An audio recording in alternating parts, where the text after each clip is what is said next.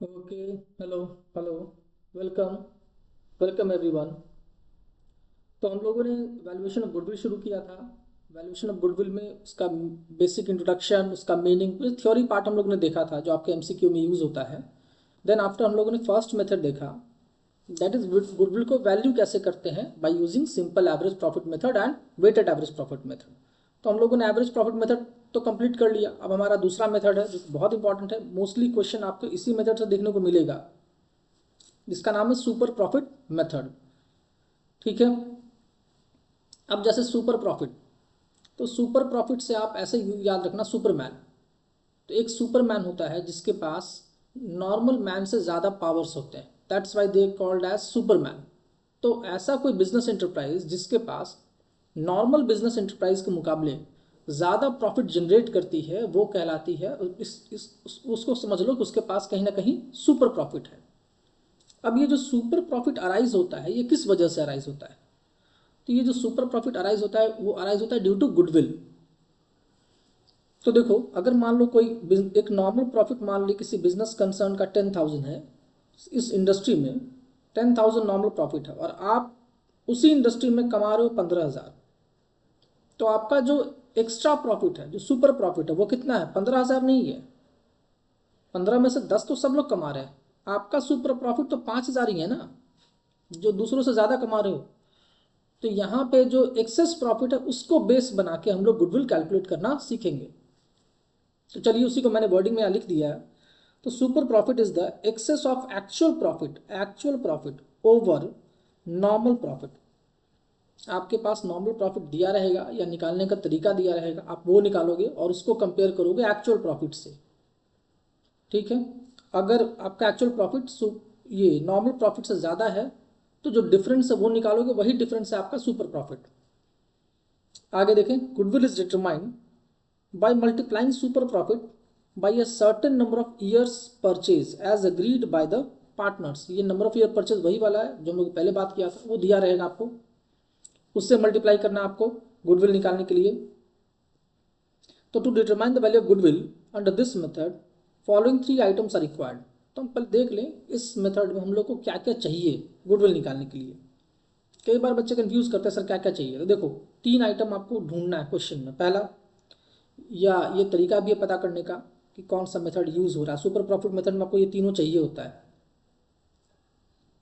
Actual profit या average profit, दोनों नाम यूज कर सकता है। एक्चुअल प्रॉफिट या एवरेज प्रॉफिट भी कह सकता है। ये एवरेज प्रॉफिट वही है जो आपने अभी पहले मेथड में सीखा था। सेकंड है normal rate of return, NRR. Normal rate of return दे देगा आपको, या फिर नॉर्मल प्रॉफिट ही निकाल के दे देगा आपको, पर generally normal rate of return देता है आपको। और तीसरा है कैपिटल एम्प्लॉयड, मतलब कितना पूंजी, कितना कैपिटल आपने इन्वेस्ट किया है। तो कैपिटल एम्प्लॉयड पे जब एनआरआर से मल्टीप्लाई करोगे तो आपका निकल के आ जाएगा नॉर्मल प्रॉफिट। ठीक है, ये हम लोग क्वेश्चन में देखेंगे कैसे निकालते हैं। एक्चुअल प्रॉफिट क्या है, मैंने यहाँ समझा दिया। Actual profit which is earned in year, sorry, if actual profit is not given, then average profit of the few years are considered and average profit are taken, then profit of past year must be adjusted for abnormal items। जो हम लोगों ने पिछले वाले question में सीखा था कि अगर कोई abnormal प्रॉफिट या लॉस होगा तो उसको भी एडजस्ट करना पड़ेगा आपको।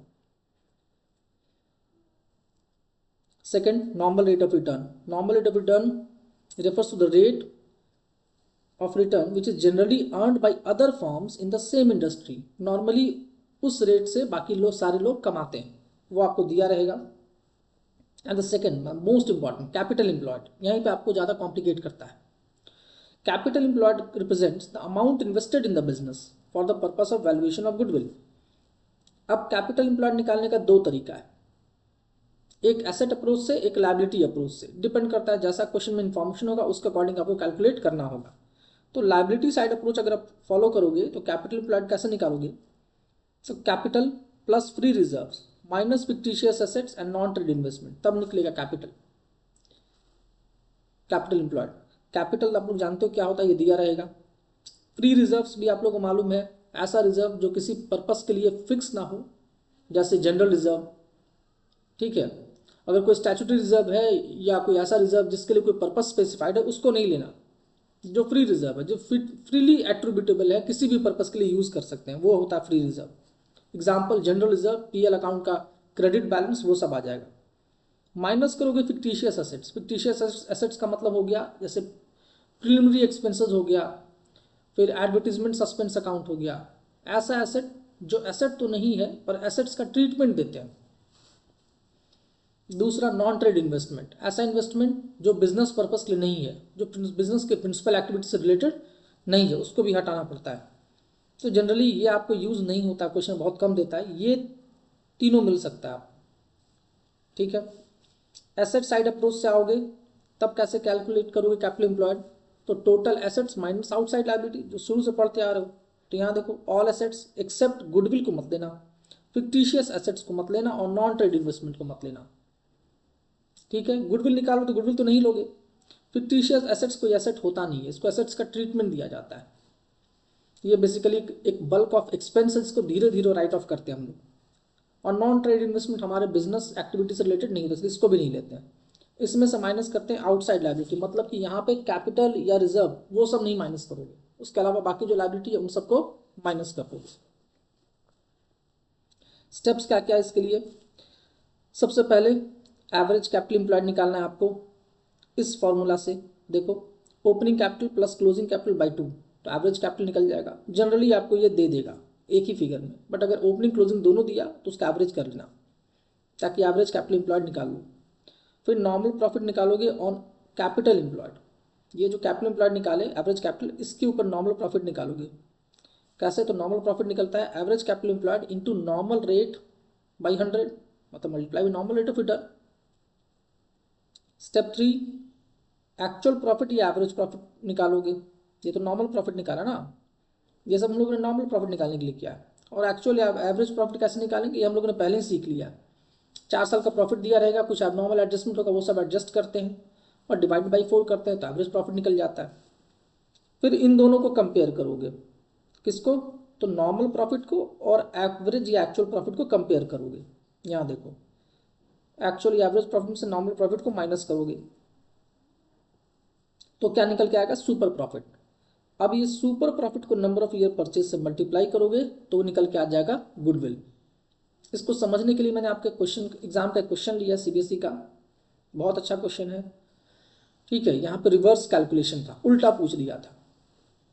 देखो कैसे, average profit of the firm during the last few years they दिया है 80,000, नॉर्मल रेट ऑफ रिटर्न दिया हुआ है सिमिलर बिजनेस में 10%, गुडविल ऑफ द फर्म आपको निकाल के दे दिया है 1 लाख और नंबर ऑफ ईयर परचेज दिया 4%, 4 ईयर ऑफ सुपर प्रॉफिट। आपको निकालना क्या है? कैपिटल एम्प्लॉयड निकालना है। मतलब अगर ये सीक्वेंस याद रहेगा उसमें से कोई एक चीज़ मिसिंग है, क्या नहीं है? तो ये कैपिटल एम्प्लॉयड, एवरेज की जरूरत नहीं है, सिर्फ कैपिटल एम्प्लॉयड ये निकालना है आपको। ठीक है, तो अब हम इसको उल्टा शुरू करते हैं क्योंकि ये हमारे पास अवेलेबल है। तो देखिए इसको बनाने का तरीका यही है, गुडविल इक्वल टू होता है super profit into 4 years purchase, मतलब नंबर ऑफ ईयर परचेज, तो नंबर ऑफ ईयर 4 ईयर है। सुपर प्रॉफिट मेरे पास नहीं है, गुडविल है, तो इसको पुट करोगे तो यहाँ पे आपका सुपर प्रॉफिट निकल के आ जाएगा। गुडविल 1 लाख है, नंबर ऑफ ईयर परचेज 4 है, तो super profit equal to 1 lakh by 4, तो आपका निकल के आ गया ये सुपर प्रॉफिट 25,000। कैसे? Super profit equal to goodwill divided by number of year purchase, तो 25,000, ये आ गया आपका सुपर प्रॉफिट। अब सुपर प्रॉफिट यूज करो, देखो यहाँ पे सुपर प्रॉफिट का फॉर्मूला था आपका, कहाँ गया? ये super profit equal to actual minus normal.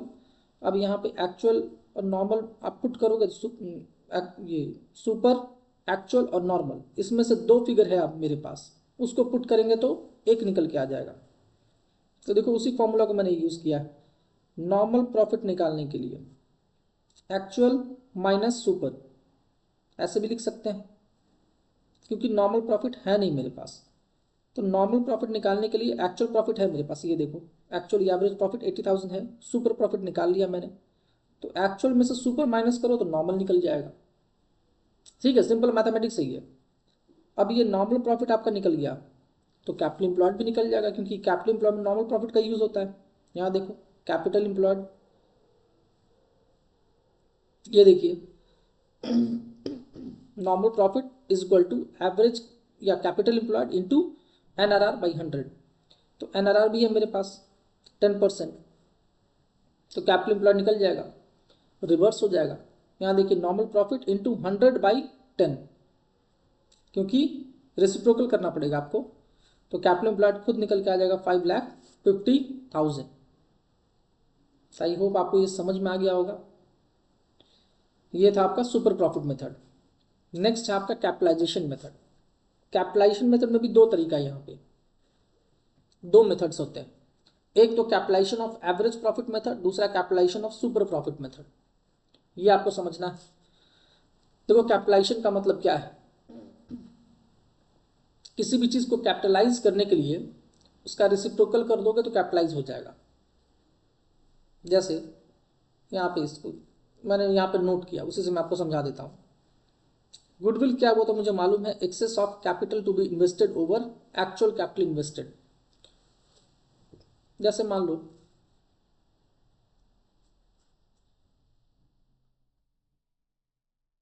एक फर्म है ए, एक बी, दो फर्म है, ठीक है। आपने फर्म ए में लगाया 1 लाख, मैंने फर्म बी में लगाया 1 लाख, ठीक है।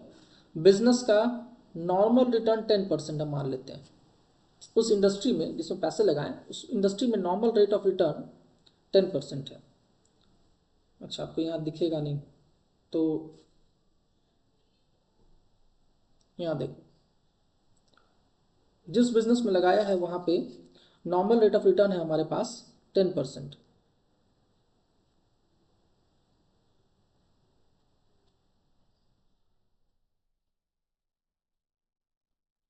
ठीक है। नॉर्मली लोग 10% कमाते हैं, तो ऑब्वियसली ए में आपने पैसा लगाया 1 लाख, आपको कितनी कमाई मिलेगी साल के एंड में? 10,000 आपको मिलेगा। बट मुझे मिल गया 20,000, ठीक है। मतलब ये जो फर्म बी है वो सेम अमाउंट में ज़्यादा कमा के दे रहा है। ये कैसे पॉसिबल है? ये तभी ना पॉसिबल है जब इसके पास कुछ गुडविल है, एडवांटेज है। तो गुडविल को हम लोग एक हिडन कैपिटल भी कहते हैं। अब गुडविल कैसे निकालोगे, यहाँ पे कितना गुडविल है ये मालूम करना, तो कैसे मालूम करेंगे? तो देखिए आप 20,000 डिवाइडेड बाई 10 इंटू 100, मतलब नॉर्मल रेट ऑफ रिटर्न से इसको डिवाइड कर दो तो निकल के आ जाएगा 2 लाख, और इसमें से माइनस कर दो एक्चुअल कैपिटल एम्प्लॉयड 1 लाख, तो ये जो 1 लाख निकल के आएगा यही तो है गुडविल। मतलब एक बिजनेस कंसर्न जो 1 लाख रुपया इन्वेस्ट करके वो बिजनेस कंसर्न 2 लाख कैपिटल वाले कंपनी के बराबर रिटर्न दे रही है आपको, तो ये जो एक्सेस रिटर्न दे रही है यही आपका क्या है? ये जो एक्सेस रिटर्न दे रही है 1 लाख का, यही आपका क्या है? गुडविल है, ठीक है। इसी चीज़ को मैंने यहाँ पे एग्जाम्पल में समझाया है, तो चलो उसको देख लेते हैं। ये तो रफ था आपके समझने के लिए। देखिए यहाँ पे क्या बोला है कैपिटलाइजेशन मेथड में।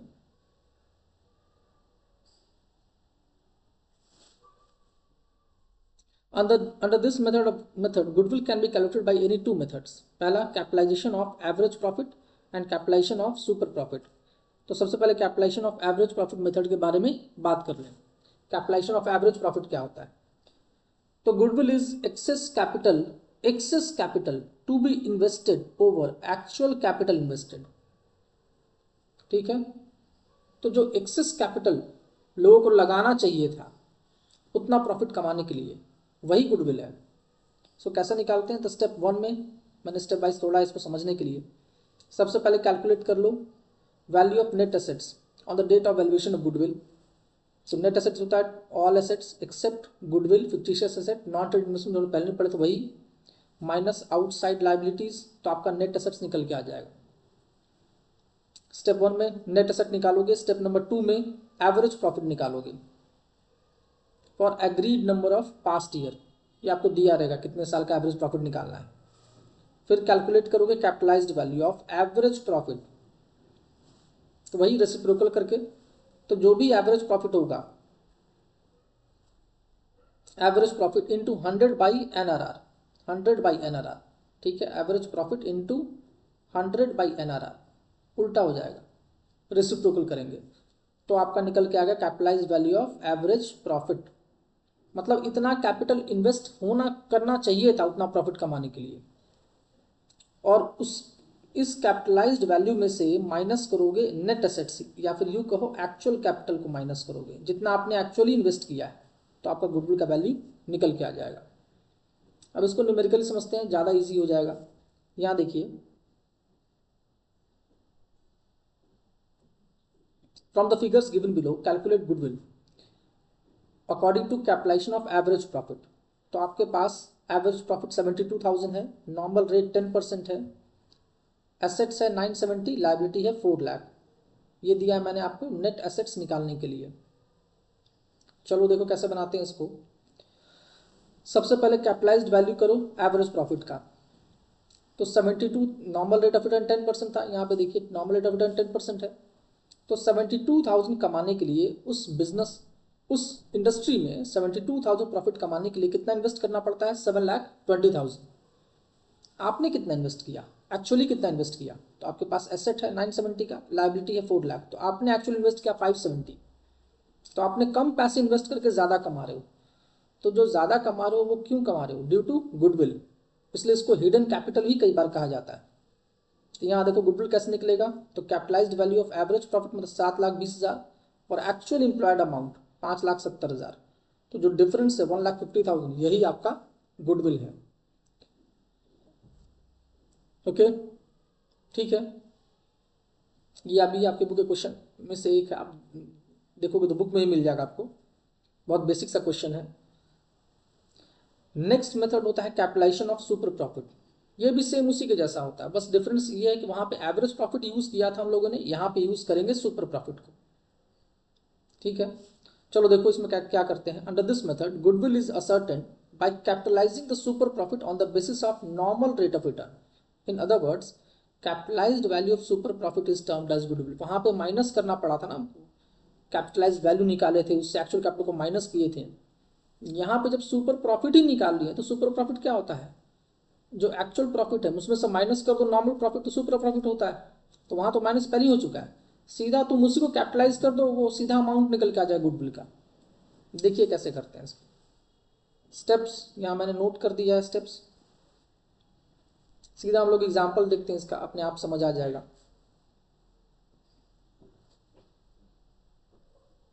यहाँ देखिए एग्जाम्पल, उसी क्वेश्चन को लिया जो पहले वाला क्वेश्चन था, बस इसको सॉल्व करेंगे इस मेथड से। यहाँ देखिए average profit 72,000, NRR 10%, asset 970, liabilities 4 lakh. सबसे पहले कैपिटल एम्प्लॉयड निकाल लो। कैपिटल एम्प्लॉयड होता है एसेट्स माइनस लाइबिलिटीज, मतलब 570। सुपर प्रॉफिट कितना हो गया? सुपर प्रॉफिट तो हम लोग पहले ही जानते हैं कि एक्चुअल या एवरेज माइनस नॉर्मल कर दो सुपर प्रॉफिट हो जाता है, वो है 15,000। आप सीधा 15,000 को कैपिटलाइज कर दो NRR का रेट अप्लाई करके, आपका गुडविल खुद ब खुद निकल के आ जाएगा। देखो super profit into 100 by normal rate, ये आ गया वैल्यू ऑफ गुडविल। ठीक है, यहाँ भी देखो, यहाँ भी हम लोग का कितना गुडविल आया था 150। तो यहाँ पे याद रखना, ये नोट मैंने लिख दिया है कि goodwill calculated in this method, मतलब capitalisation method is same as calculated under average profit method. जो सुपर प्रॉफिट में जो कैलकुलेट करोगे वही अमाउंट एवरेज प्रॉफिट में भी आएगा, अलग नहीं आने वाला। तो यहाँ पे आके आपका वैल्यूएशन ऑफ गुडविल कंप्लीट हो गया। आई होप आपको पसंद आया होगा। बहुत सिंप्लीफाइड मैनर में मैंने नोट्स बना के जानबूझकर किया था, ताकि आप इसको जब चाहो एक बार देख लो, आपका पूरा कॉन्सेप्ट क्लियर हो जाएगा। अगर पहले से पढ़ रखा है तो रिकैप हो जाएगा, अगर नहीं भी पढ़ा है तो भी आपको समझ में आ जाएगा। इसमें मैंने बहुत ईजी मैनर में समझाया है। ठीक है, तो आप बताना मुझे कि आपको कैसा लगा, आपको समझ में आ रहा है नहीं आ रहा है, कहीं कुछ प्रॉब्लम हो रहा है तो प्लीज़ कमेंट ज़रूर कीजिएगा। ओके, और अगर पसंद आए तो इसको लाइक करके अपने फ्रेंड्स के साथ शेयर ज़रूर कीजिएगा, ताकि मैक्सिमम बच्चों के पास पहुंच सके। Okay then, thank you.